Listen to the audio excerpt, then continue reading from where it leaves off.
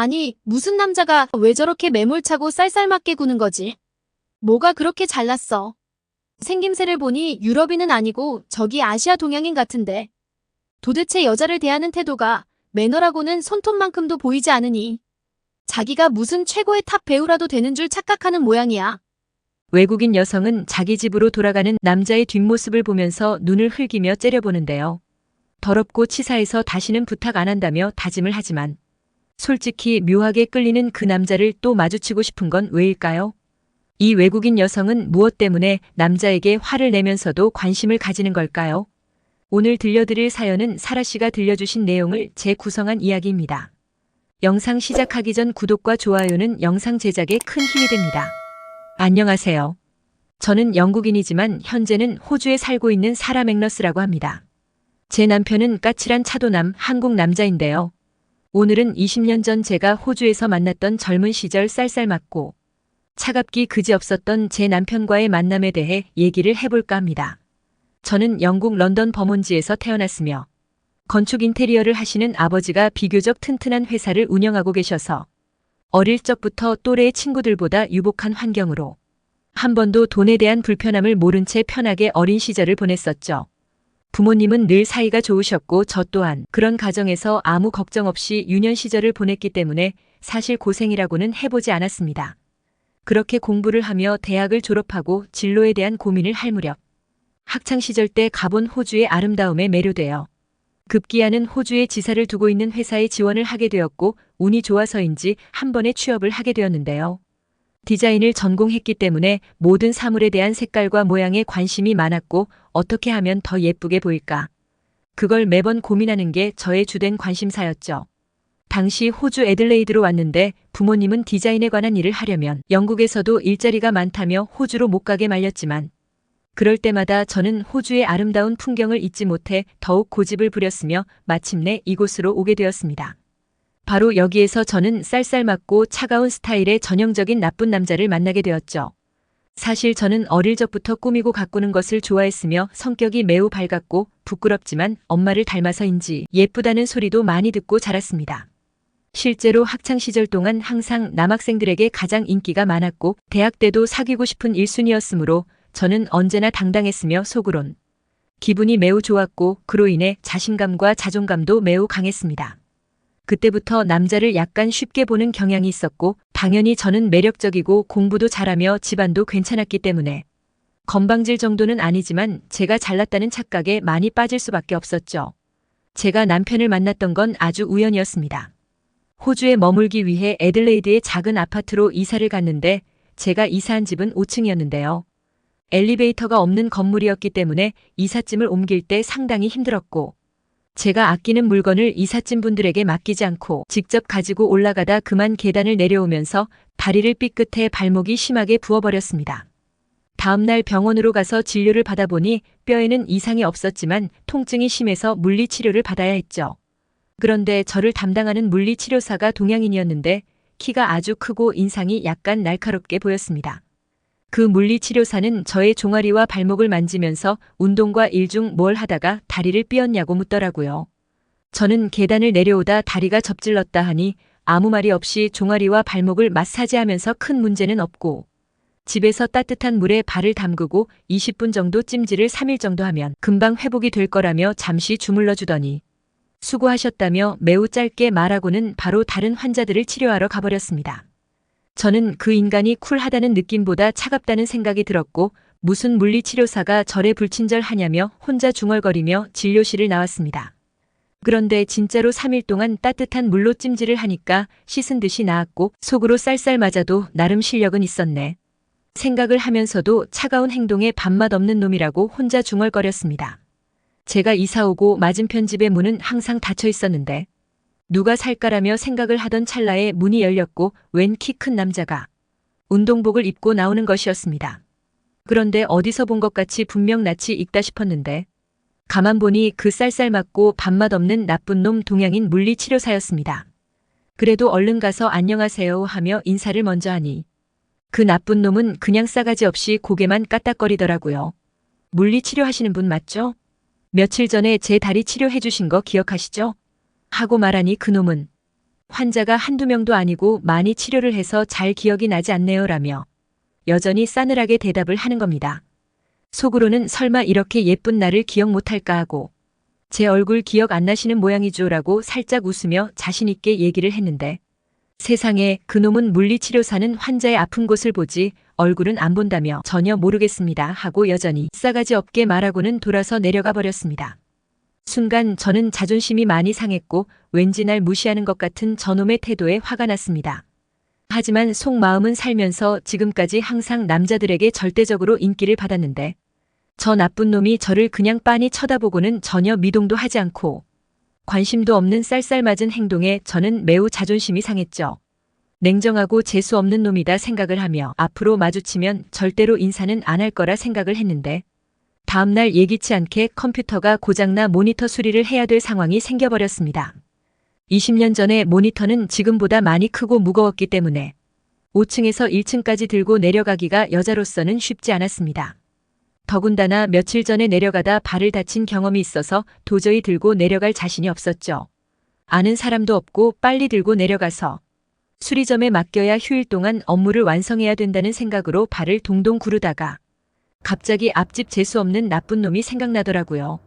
다시는 인사를 하지 않을 거라고 맹세했는데 제가 급하고 필요하니 어쩔 수 없이 도움을 요청할 수밖에 없어서 망설이다가 결국 벨을 눌러버렸습니다. 잠시 후 그놈이 문을 열고 나오더니 저를 쳐다보며 무슨 일입니까? 여전히 차갑고 쌀쌀맞게 묻는 거였어요. 저는 죄송한데 물건을 1층으로 가지고 내려가야 되는데 너무 무거워서 들고 내려갈 수가 없으니 혹시 도와주실 수 없을까요? 조심스레 물으니 그놈은 저를 빤히 쳐다보더니 뭡니까? 의외로 물어보는 겁니다.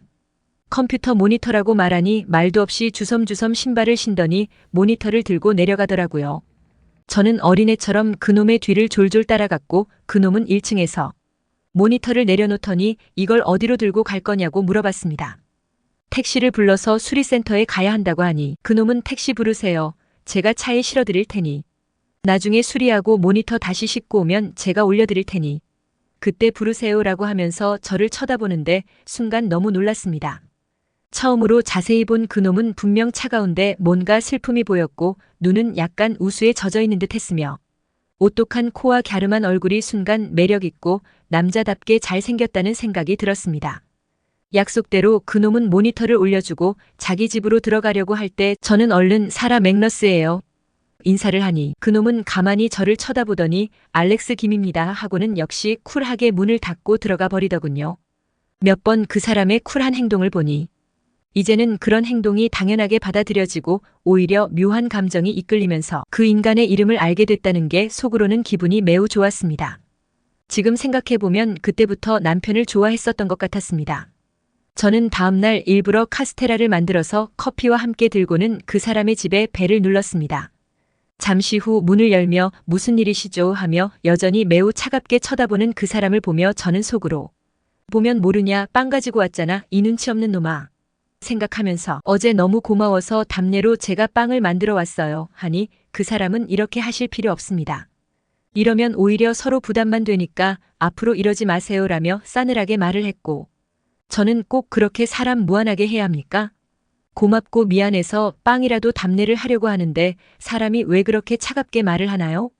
저는 그렇게 쏘아붙였고 그 사람은 순간 당황을 하더니 아 미안합니다. 제가 원래 과묵하다 보니 실수를 한 것 같네요. 마음이 상했다면 사과를 드립니다라며 정중하게 인사를 했고 저는 여전히 화가 난 채 먹든지 버리든지 알아서 하고 나중에 접시는 문 앞에 두세요 하고는 획 돌아서서 문을 쾅 하고 닫아버렸습니다.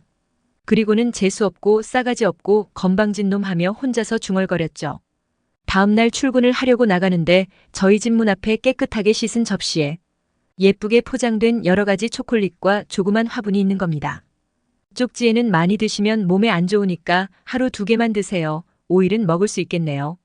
그리고 이 아파트에는 베란다에 햇볕이 잘 들어와서 화분을 키우기에 아주 좋습니다. 하나 나눠드릴 테니 잘 키워보세요.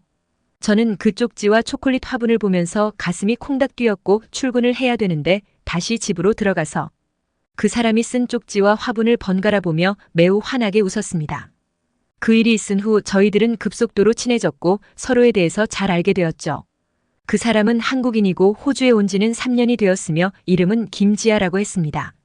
아버지가 일찍 돌아가셔서 어머니 혼자서 가정을 꾸려 나가셨다고 합니다.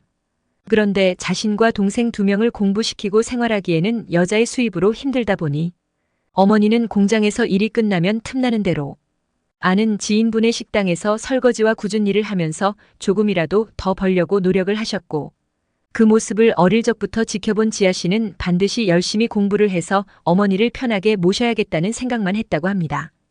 그렇게 한국에서 물리치료사 일을 했는데 생각보다 돈이 되지 않았고 대우도 좋지 않았다고 합니다. 실적에 따라 수입이 되었는데 물리치료사의 인식이 그 당시 한국에서는 그다지 좋지 못해서 많이 힘들었다고 하더라고요. 그래서 호주로 오게 되었고 어머니에게는 5년만 열심히 해서 다시 한국에 간다고 했으며 호주는 물리치료사의 처우가 좋아서 한국보다 훨씬 좋은 대우를 받고 있다고 했습니다. 자신의 성격이 원래 말이 없고 차가운 것은 그냥 여기저기 정을 주기 싫었으며 오직 일과 가족만 생각하고 빨리 본인이 생각하는 목표가 이루어지면 한국으로 돌아가야 되기에 이런저런 인간관계가 싫었다고 했습니다. 저는 충분히 이해가 되었고 지아 씨의 마음을 잘 알 수 있었습니다. 이런 지아 씨의 힘들었던 사연을 들으니 왠지 마음이 아팠으며 제가 도와주고 싶다는 생각이 들었습니다. 더 솔직히 말하면 지아 씨가 좋았고, 아니 처음으로 남자에 대한 설레는 사랑의 감정이 생겨버렸죠. 살면서 저를 좋아하는 남자는 많았지만 제가 좋아해본 사람은 한국인 나쁜 남자 지아 씨가 처음이었습니다. 생각하고 말 것도 없이 우린 자연스럽게 껴안았고 서로 사랑을 확인하게 되는 순간이었죠. 이제 지아 씨는 제게 나쁜 남자가 아닌 착한 연인이 되었습니다. 아니 오히려 그 쌀쌀맞은 차도남 같은 스타일이 저를 매료시켰다는 게 맞는 표현인 것 같네요. 저는 정말 지아 씨와 같이 있는 순간만큼은 어떤 것도 부러울 것이 없을 정도로 너무 행복했고 우린 서로를 사랑했습니다. 그러던 어느 날 지아 씨가 매우 어두운 표정으로 저에게 한국에 계시는 어머니가 몸이 안 좋으셔서 급히 가봐야 한다며 지금 당장 출발을 해야 한다고 했는데 저는 순간 너무 당황해서 나도 같이 따라간다고 얘기를 했는데요. 당연히 저는 회사 다니는 중이라 현실적으로 힘든데도 불구하고 지아 씨와 같이 있고 싶었던 거죠. 지아 씨가 제 손을 잡으며 빨리 갔다 올 거라며 저를 한번 안아주고는 얼른 공항으로 출발을 해버렸습니다. 그리고는 아무런 연락이 안 오는 겁니다. 병원에는 연락을 해서 근무를 하기 힘들다고 얘기를 한 모양인데 왜 저한테는 연락을 하지 않은지 여러 가지 생각과 고민으로 저는 일에 집중을 못했고 지아 씨에 대한 그리움으로 잠을 이루지 못했습니다. 저는 더 이상 참지 못하고 회사에 적당한 거짓말을 해서 영국에 계시는 부모님이 편찮으시다고 둘러대고는 보름 정도 회사에 휴가를 신청했습니다. 그리고는 무조건 지아 씨에게 연락을 해서 한국으로 갔죠. 공항에 마중 나온 지아 씨는 왜 왔냐라고 얘기를 하는데 순간 너무 그립고 보고 싶었지만 너무 말라있는 그의 모습을 보고 그만 울음을 터뜨리고 말았습니다. 그런 저를 지아 씨는 안아주면서 바보같이 왜 우냐라며 눈물을 닦아주었고 그리고는 곧장 지아 씨 어머니가 입원해 계시는 병원으로 갔습니다. 어머니의 상태는 말기 위암이셨고 항암 치료를 받아서인지 머리가 다 빠져 있었으며 너무 말라 있었습니다. 치료의 고통으로 매우 힘든 상황인데도 저의 손을 잡고 물끄러미 바라보셨고 저는 왜 지아 씨가 저에게 연락을 하지 않았는지 이유를 알 것 같았습니다. 지아 씨는 당분간 한국에서 어머니를 간호해야 된다며 저에게 걱정을 끼쳐서 미안하다고 말했는데 그 순간 저는 우리 결혼해요 하고 말해버렸습니다. 지아 씨는 갑작스런 말에 아무런 대답을 못했고 저는 당신도 나 사랑하잖아요. 솔직히 나 없이 살 자신 있어요 라고 물으니 지아 씨는 말없이 저를 가만히 안아주었습니다. 저는 다음날 바로 영국으로 갔는데요. 저희 부모님에게 결혼을 말하고 지아 씨를 소개하기 위해서였죠. 물론 처음에는 부모님이 당황해하시고 한국인 홀어머니와 있는 지아 씨의 사정과 현재 하고 있는 물리치료사의 직업도 그렇게 내키지 않아 하셨습니다. 당연히 딸을 가진 부모 입장으로서는 보다 더 좋은 조건으로 결혼을 했으면 하는 심정이고 그게 당연하니까요. 하지만 아버지는 자수성가하신 분답게 한번 만나나 보자고 하셨습니다. 부모님과의 만남은 6개월 후에 이루어졌으며 어머니의 간호가 우선이었고 잠시라도 지아 씨가 없으면 안 되는 상황이기 때문이었습니다. 저는 회사에 사직서를 내고 지아 씨와 같이 있었고 어머니가 숨을 거두시기 전날 저의 손을 잡으시고는 미안해요. 이렇게 예쁜 아가씨가 나 때문에 괜히 고생하는 것 같아서 정말 면목이 없다면서 여러 번 말씀을 하시는 겁니다. 혹시 우리 지아와 결혼을 할 거냐고 물었고 저는 그렇다고 얘기를 하니 자신의 손에 끼고 있던 반지를 제 손가락에 끼워주시면서 이렇게 예쁘고 착한 사람이 우리 지아와 결혼을 한다고 하니 나는 이제 죽어도 여한이 없다며 눈물을 흘리셨습니다. 저도 어머니의 야윈 손을 잡으며 조용히 눈물을 흘렸고 그렇게 지아 씨 어머니는 그날 새벽에 하늘나라로 가셨습니다. 그렇게 말이 없고 조용한 지아 씨가 처음으로 목 놓아 큰 소리로 우는 모습에 저는 너무 가슴이 아파서 그냥 그 사람을 안아주는 것 말고는 아무것도 할 수 있는 게 없었습니다. 어머니의 장례를 치르고 마음이 진정되고 난 후 저희들은 영국으로 저희 부모님을 뵈러 갔었고 아버지와 어머니는 생각보다 매우 따뜻하게 저희를 맞이해 주셨는데 특히 엄마가 지아 씨의 큰 키와 잘생긴 외모 그리고 조용하면서도 예절 바른 모습에 아주 좋아하셨습니다. 지아 씨는 평소 아버지가 목과 어깨가 매우 불편하다는 이야기를 듣고 바로 물리치료로 아버지의 몸을 풀어드렸는데 너무 시원하다며 아버지는 매우 좋아하셨고 물리치료 사위 덕분에 이렇게 좋은 대접을 받을 수 있어서 나는 복이 많은 사람이네라며 크게 웃었습니다. 저희들은 그렇게 일주일을 머물렀고 부모님으로부터 결혼을 허락받아서 행복하게 결혼식을 올렸습니다. 그리고는 다시 저희들의 제2의 고향인 호주로 가서 지아 씨는 물리치료를 했고 저는 프리랜서 디자이너로 활동하며 살고 있습니다. 이제 아들, 딸 2명의 자녀를 두고 있는 저희들은 어느새 중년이 되었고 지아 씨는 한국에 계신 어머니를 생각하며 지역의 몸이 불편한 분들을 위해 주말마다 무료로 물리치료를 도와주는 봉사활동을 하면서 행복하게 살고 있습니다. 시청해 주셔서 감사합니다.